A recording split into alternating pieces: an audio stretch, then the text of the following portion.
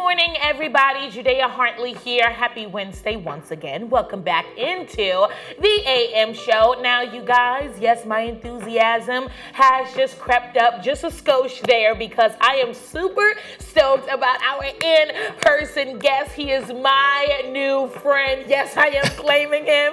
He is a licensed therapist and a grief counselor. So, without further ado, would you show your love for Dr. Earl O'Brien? Good,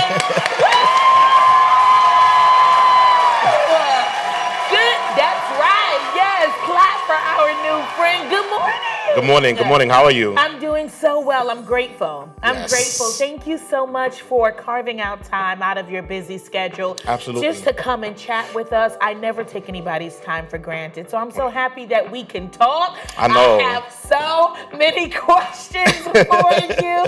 But Dr. Earl, let's just get right into the meat of the sandwich. Let's just introduce you, right? Let's just unpeel the onion a bit for folks who may not have the pleasure of getting to know you or your work. I know you're a licensed therapist and you're a grief counselor. So take us all the way back to the foundation. When did you know that you wanted to essentially help people?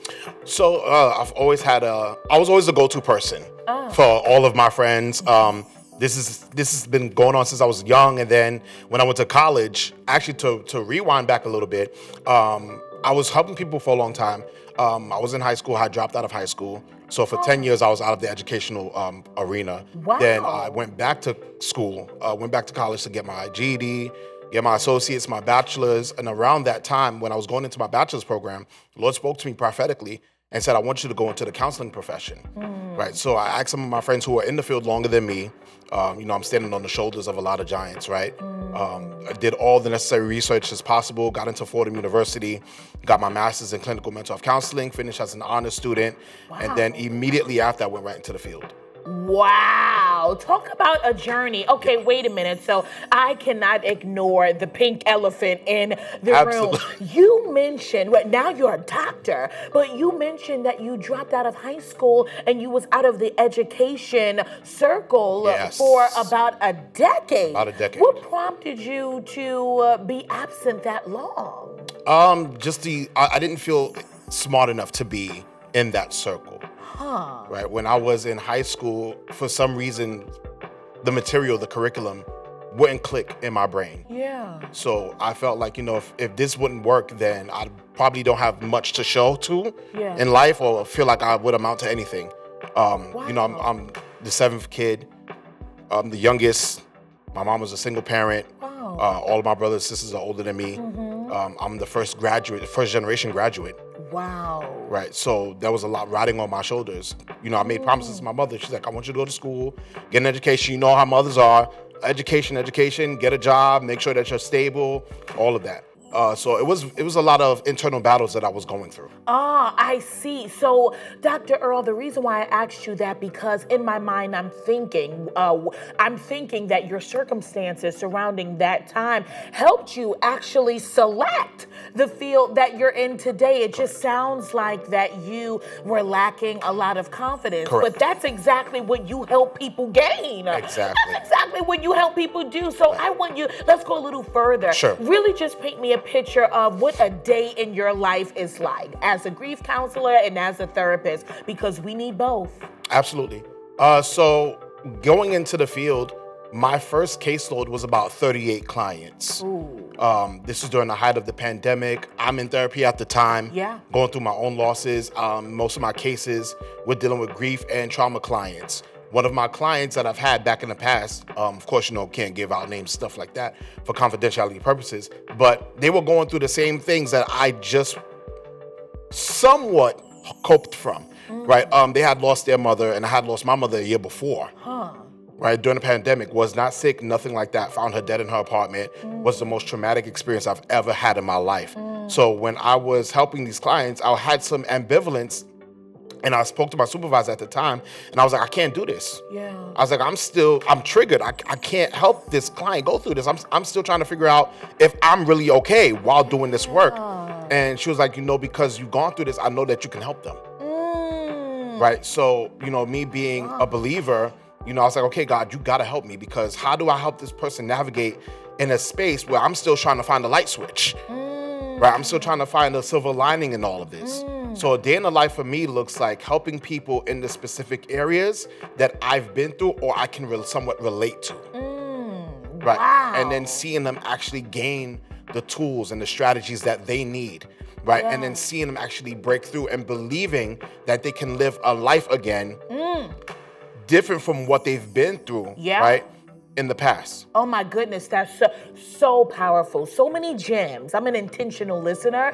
So many gems you have to be. So many gems you just conveyed in that explanation. First of all, I mean, certainly prayers to you still. Sure. I know the pandemic was a few years ago, but I have been through grief, and Dr. Earl, you and I can concur that many times it feels like you lost that person 4 years ago, and then sometimes you have days where it feels like you lost the person this morning. Absolutely. Those dynamics, grief is an emotion that shows up unscheduled. Absolutely. It does. It's just not how you doing today. Right. We're not going to tell you that we're on our way. We're just going to show up. We don't care what you're doing. We don't care what day or time of the week it is. We're here. We're here, and it's terrible. It's terrible. So I absolutely share empathy with you in that regard. But the other gem that I heard you convey was that you had to learn how to pull people out of the rut. You had to learn how to pull people out of the tunnel, the darkness, the trial and tribulation, while you were still trying to find the light yourself. And I know that for so many leaders in different sectors, it can be church, it can be professionally, it can be a parent. Parents are leaders as well. The prime example. As leaders, it's oh God, it's agonizing to lead when you are still bleeding. It really, really is. So you talk about providing your clients with strategies and helping them get to a breakthrough point. Would you share some of those strategies with us? The strategies that you provide to your clients to help them get through that period of despair. What does that look like? Absolutely. So one of the main things that I help my clients understand is that first you have to understand that you are worthy enough to heal. Right? Let's pause. Oh, I like to peel back bananas. Wait a minute. Wait a minute. So why do people feel like they aren't worthy enough to heal? That's because of the back-to-back losses, right? Back-to-back disappointments, right? After a while, over time, when they feel, and then the lack of support, which is one, people being able to show up because some people are emotionally inept, right? So when an individual is going through loss and they feel like they don't have community, right? They feel as if how they feel in that moment is not important. And that's far from the truth. Right? They just have to find their tribe, people that they can really be naked in front of, so to say, right? In order to be transparent, to let the tears out and not feel like they have to emotionally bypass. Ooh, explain that. So emotional bypassing, or spiritual, what we call spiritual bypassing, is when people try to use their faith as a mask to avoid the pains of the past that they're feeling. Oh, I see. Okay, I didn't know. Okay, I see. Wow, that's so true. That trauma. Okay, so do you find it in your profession as a doctor? Do you find that most people feel like they're damaged goods because of the back-to-back losses, and because, Dr. Earl, of the toll that those back-to-back losses take on your personality? Let's stop playing. You are not the same person after you lose certain people in your life. Because it takes a toll on your personality. It takes a toll on your interactions with your friends. Relationships do suffer because, girl, now I'm just looking at what really matters, and you're calling me with frivolous, trivial information, and I'm not interested. So your relationships, your personality, your mental health. I mean, how do we get out of that rut? What are some grief and coping mechanisms that you share with your clientele? So one of the coping mechanisms I help them to develop over time is to be in the present moment. Right? Because grief can take you back. Grief can take you all the way back. Grief can keep you stuck in a place, right, where you said it looks like personality. And over time, people can mistake it for personality traits. Because it's decontextualized, it's taken out of its original context. So now individuals will see somebody going through something and crying, right? Like just crying spells, right? Or seeming dissociated. And like, well, why are you looking different? No, that person is trying to find another reality, right? So we got to pull them back in. How can you honor the person you lost in memory? Right? How do you see life now? Because grief can change the landscape of your life. It can change. It can alter brain chemistry. Oh, right? Explain. This so is now, good. when we talk about grief, right? When grief is not dealt with, or when you don't have that support you need, it can actually shrink the structure of your brain. It makes it hard for you to solve complex problems. It makes it hard for you to be in the moment. It makes it hard for you to even make decisions. Because you don't feel like you're here, right? You're still at the place where you had to see the casket go down. You're still at the place where grieving somebody, and it's not only limited to death, right? Or transitioning. People learn how to grieve a person or not learn how to grieve a person when they're gone. But what happens when you're dealing with ambiguous grief? When that person is still here, but they're no longer in your life. So now how do you move forward? What does moving forward look like for you? Do you feel like you can even move forward? Are you ready to move forward? Because if you're not, nothing that's said or done in session will help you. It's not going to benefit you. Okay. So, doctor, how do we know that we are ready to move forward? What are some signs? Ready to move forward in terms of moving forward with our life after grieving someone who hasn't transitioned, we just broke up. We just stopped talking. You just ghosted me. What are the signs? How do we know we're ready to move forward? When you know what the real name of your emotion is. I think C.S. Lewis said something along the lines of, I had to sit with my anger long enough to know that her real name was grief. So you have to know, you can just, because people don't have grief language. Right? They don't have that etiquette, so they don't know. They're just the most primary or acceptable emotion in society is anger. Right?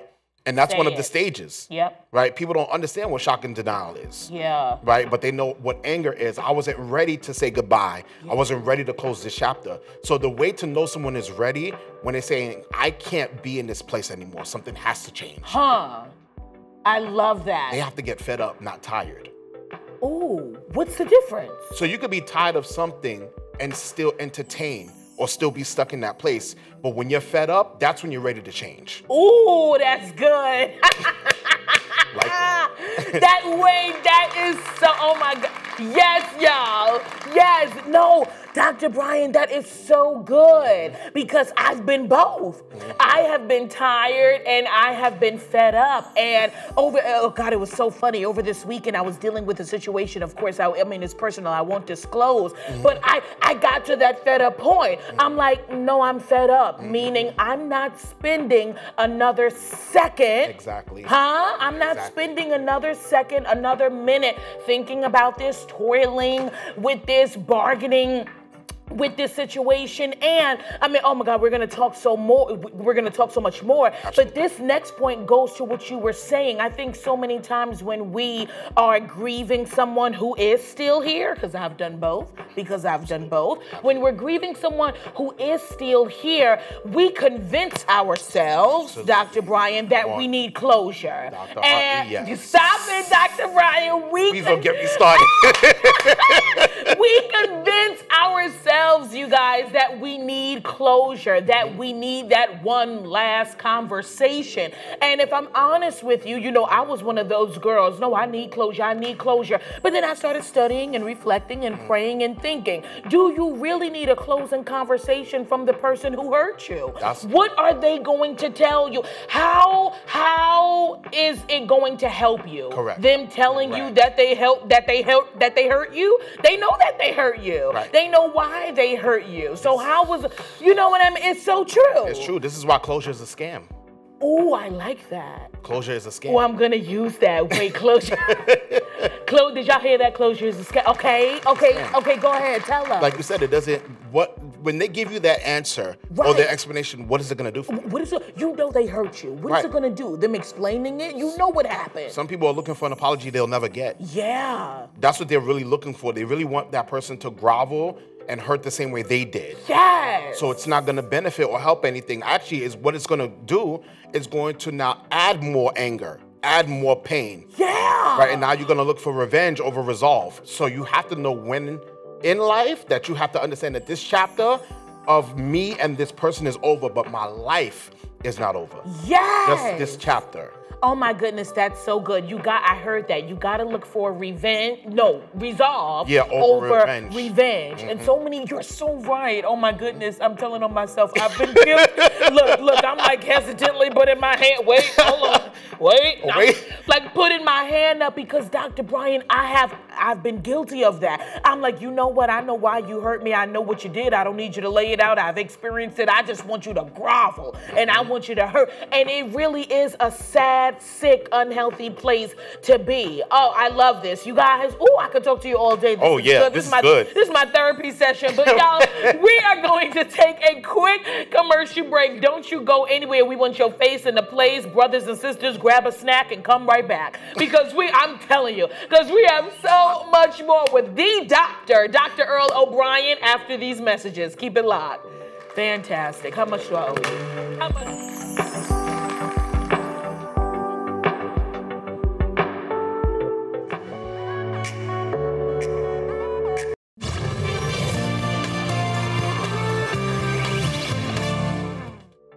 Oh yes, y'all. Take a look at your screens. That is our wonderful, impactful guest for this morning. Welcome back to the show, the Dr. Earl O'Brien. Now, you guys, if you are just now tuning in, oh yes, all is not lost. Right before the break, Dr. Brian was just really giving us a detox, a mental and emotional detox, a full therapy session, honey. Just really talking about the different stages of grief and coping mechanisms, strategies to win, how to grieve someone who's transitioned and how to grieve someone who's not in your life. And during the commercial break, I mean, you just keep on teaching. He's such a teacher. Dr. Earl O'Brien, you mentioned chronic self-abandonment. Yes. Okay, that terminology that you actually discovered with your therapist. I've been in therapy as well for about 3 years, and you are, of course, a licensed therapist. Correct. So really just unpeel that onion. What does that mean? So in layman's terms, it means when you have to abandon parts of yourself for the mere acceptance, validation, or feeling a sense of worth, right? Ooh. But you're actually betraying or abandoning who you are just for people to accept you. So why would you do that when some people that you're trying to gain acceptance from have not accepted themselves yet? Oh my gosh, I've done that. I've done it too. I don't want to say a victim, but I am a victor. Correct. You know what I mean? Correct. I am guilty of that. I'm like, okay, well, I'm not gonna really. I'm gonna, oh God, this is bringing back so many memories. What you doing to me? You're triggering me. Dr. Brian, I'm going back unpacking. into my recollection. I'm unpacking. Dr. Brian, I've done that where I've sort of like smashed down like my needs and my wants. It's like, Judea, you know you really don't like that. You know you really need this. You know you really wanted to speak up and say something, but you abandoned yourself out of fear of losing the other person. Yes. How detrimental is that? Very detrimental. Because when you don't voice your needs, when you don't voice your wants, you have to ask yourself, is my voice really that important? Do I value my own voice? Yeah. Do I value the weight of my words? Right? And you have to understand that if you don't lose people when you are your authentic self. Yes. You're actually showing them the door. So now you have to be comfortable with them leaving. Yeah. You have to learn when to choose you or them. And you'll make a decision. Yeah, that's so true. I always tell people, like especially people close to me, be exactly who you are. No, I don't want you to change or alter who you are. Be exactly who you are. Do exactly what you're gonna do, and leave it up to me to make the decision whether I want to stay in your life or not. That's my prerogative. And speaking of life, as a licensed therapist, what do you think the biggest mistake people make in life is? What is that? But that's a loaded one. Ooh. I didn't hear the weight of that until I said it. Yeah, I'm gonna need you to ask that again. I know. What is one of the biggest mistakes in life that you've seen people make? Make excuses for their abusers. Making excuses. Okay. Yeah, for their abusers. Okay. And what I mean by that, I'm not talking about in a sense of somebody putting hands on you, but somebody stripping you into a person they can accept. Oh, wait. That was good. Wait, hold on. Somebody stripping you into the person that they can accept, contain, and control. Yep, and then you become an enabler. How so? So now when you allow somebody to strip you, that means you are accepting of their behavior. Yeah. Right? You're accepting of how they are, knowing that it's hurting you. Yeah. But because you would rather reduce yourself down to the lowest version of yourself just to keep them around. Yeah. You're actually doing two things. You're losing the essence of who you are and what that relationship or what that connection could potentially bring or reveal to you. A lot of us want answers tailored, but we don't want answers as raw as it comes when it comes to a person. Yeah. If you were to really show yourself who you really are to that person, are you ready? Would you be okay today if this would be the last time you see that person again? Can you choose you for once instead of choosing everybody else? Yeah. You don't like choosing us. Why? That was a strong statement. Why don't we like choosing us? Because we never felt worthy enough to be chosen because our parents never did it. It starts with validation from the parent. Okay, from nature the versus nurture, figures. right? Exactly. Yeah, it's no. Oh my God, Dr. Brian, you're so right because I always tell people that self-esteem. It means everything. What? Your first cheerleaders are your mom and dad. Absolutely. And that's why you got. Oh my goodness, I will share this from the mountaintop. That's why you got to be very careful what you say to children.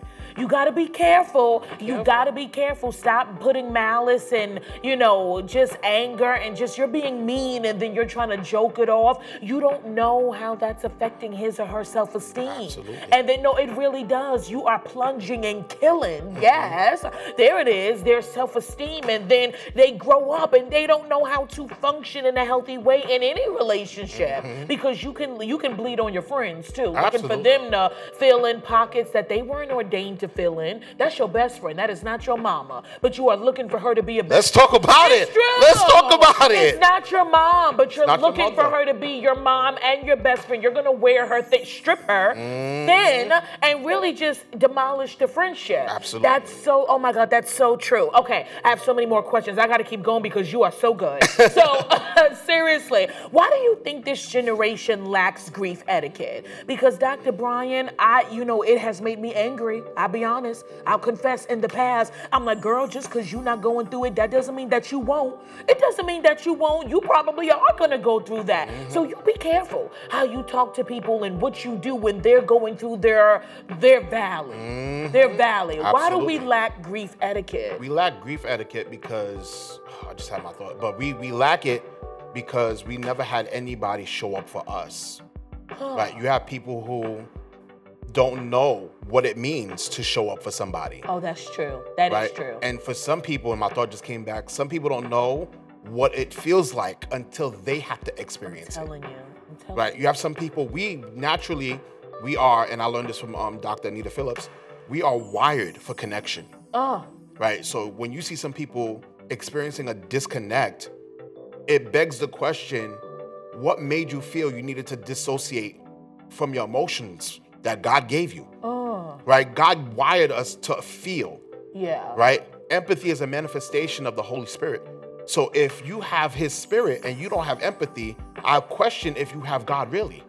And I have so many friends. I have so many friends who lack that empathy because they weren't shown that from their parents. They weren't shown it. No, seriously. Yeah. I'm like, oh God, I'm thinking of a few people. I'm like, yeah, girl, you don't know how to show up because your mother wasn't really soft with you. Right. Or nurturing, right, sort of speak with you. That's so true. Okay, so Dr. Brian, lay it out for us. For people who don't know the stages of grief, because I know I've been through all 4 or 5 of them, I think. Tell us what the stages of grief are. So the stages are, and this is in no particular order. Yeah. Shock, denial, anger, bargaining, depression, and then acceptance. Yes.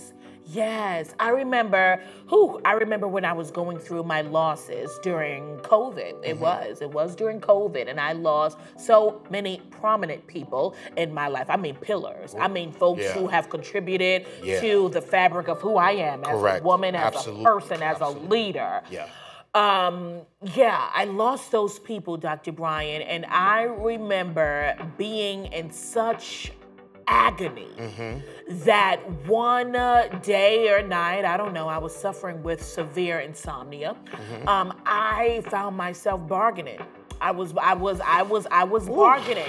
Like, okay, if you bring them back, then I'll do this. Or if you allow them a couple of more months with me in my life, then I will act this way and I'll say this and I'll change this. And that nobody talks about how much despair you feel in that bargaining phase. Because it's almost like way back in the back of one of your cerebral lobes, like, you know they're not coming back. Now, you know they're not coming back, but you are so desperate. I have been that desperate before. No one talks about it. Nobody talks about that. No one talks about the insanity, that feeling that comes with grief. See, you're going to get me started. I'm trying to... You're trying to get me started. Yes! Why did I skip over that word? Insanity. Insanity. When does that insanity kick in? Tell people who don't know, because I know too well, unfortunately. So I feel it's based upon the individual. For some of us, insanity kicks in right then. For some people, anger kicks in right there.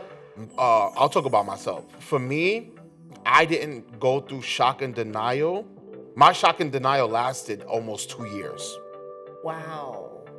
Okay. It almost lasted 2 years. Okay. And when I lost my mother, I felt like my life was taken from me. I felt like there was a piece of myself that no longer made sense. And I went into a downward spiral. Now I'm about to tell on myself, right? So I was in grad school when I was in my second year in grad school when she died. Actually, this was the month. She died October 1st. Oh, wow. So me doing this is like, this is my way of honoring, right? So when she died, I did the eulogy. I had to preach her home, right? After that, casket went down, and people don't talk about this part, right? When dealing with someone that died, right? Because we know grief differs. When a person dies, you get 2 weeks of support. But you deal with 2 years of torment. Say it. Talk about the people who show up and then they forget that you're going through what you're going through and they go back and live their lives. I got one better for you. Some people want you to be the same person you were before the loss. And that's unrealistic. So now when I went through that, I went to a egregious downward spiral. So I'm in school doing papers while drinking. While smoking. Because at that moment, I was too upset to talk to God. Right?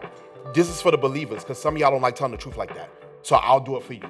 I went back to drinking. I went back to smoking. Things I thought I was delivered from, I fell right back into it, thinking I was... It's hard. It's hard because now, like I said, reality looks different now. Right? I didn't know what that light switch was. And sometimes the hardest thing about grief is the acceptance piece. Acceptance doesn't happen just once. Because grief is going to be, grief, like you said earlier, grief comes unannounced, right? So now you have to accept when that grief comes. So now when grief comes and it sits on your couch and it's like, hi, we're here. You got to be like, I already made peace with the fact that this person is not coming back. So you are not going to have complete and total power over my day. Yes, I will feel my emotions, but I will feel through them. I will feel through. I made a decision not to be paralyzed. Correct. Yes. Emotional paralysis is a real thing. It is. It's real. People don't know. People don't know. They really don't know that. And oh my God, I have like 2 more minutes with you. Oh God, you're so good. I can talk to you all day. Oh yeah, this is fun. I'm having a good time. I'm telling you, but Dr. Brian, so I want to leave people with this. So many people don't know that the way to honor someone who you lost is not by being stuck. No. It took me forever, almost 5 years to find that out after I lost Jay. That's not really the way though. Correct. Like the way to honor them is to live your life full.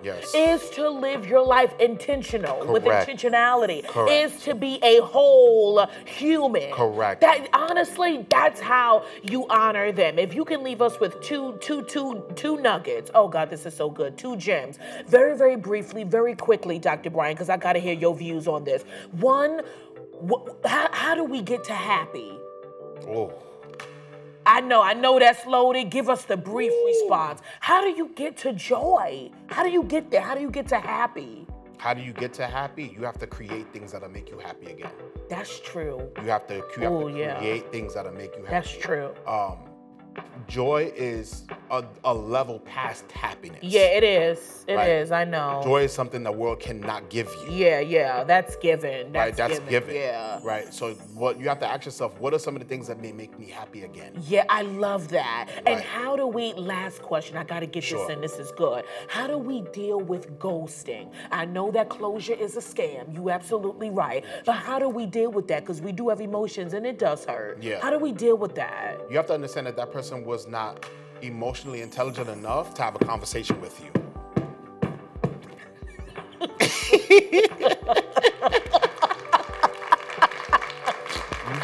You have, and this is the hard part. Yes. Understanding, yes. You got to understand and accept that. Yes. That person was not mature enough to tell you, hey, this relationship is not serving me well anymore. Right. We just need to split ways. Right.